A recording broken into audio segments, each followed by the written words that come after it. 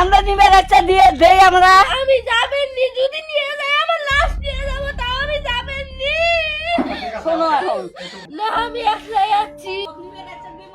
একটানা 7 বছরের প্রেম, ভালোবাসা, আবেগ আর মনের গভীর সম্পর্কের এক দীর্ঘ যাত্রা। কুড়িগ্রাম জেলার রৌমারী উপজেলার যাদুরচর এলাকার তরুণী লিজা এবং তার প্রেমিক শামীমের সম্পর্ক চলছিল নীরব কিন্তু গভীর এক ভালোবাসার বন্ধনে। কিন্তু হঠাৎ করে এই সম্পর্কের কথা জানতে পারে মেয়ের পরিবার, আর মুহূর্তে বদলে যায় সবকিছু। শুরু হয় চাপ, শাসন আর সম্পর্ক ভাঙার নানা চেষ্টা।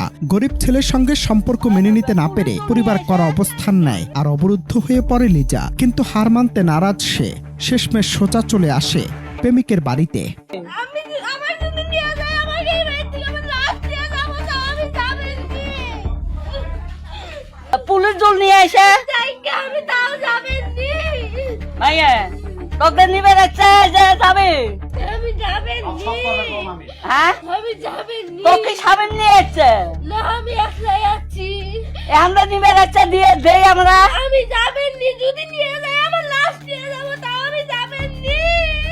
শোনো এখন শুধু তাই নয়, ভালোবাসার জায়গা থেকে পিছিয়ে যেতে রাজি ছিলেন না লিজা। জানা যায় 7 জুন রাত আনুমানিক 10টার দিকে কোনো বাধা না মেনে ভালোবাসার টানে সে চলে আসে তার প্রেমিক শামীমের বাড়িতে।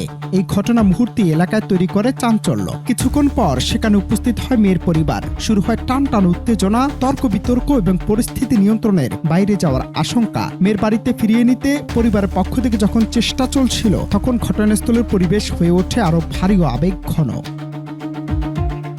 এই উত্তপ্ত পরিস্থিতির মধ্যেই ঘটে এক হৃদয় ছোঁয়া মুহূর্ত। মেয়ের পরিবার যখন তাকে ফিরিয়ে নিতে চাপ দিচ্ছিল, তখন প্রেমিককে জড়িয়ে ধরে লিজা স্পষ্ট জানিয়ে দেয় তার অবস্থান।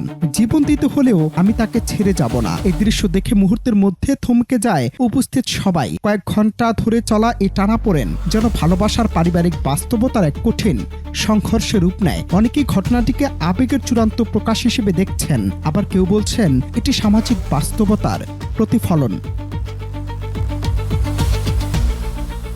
তবে ঘটনাটি এখন ছড়িয়ে পড়েছে সামাজিক যোগাযোগ মাধ্যমে, তৈরি করেছে ব্যাপক আলোচনার ঝড়।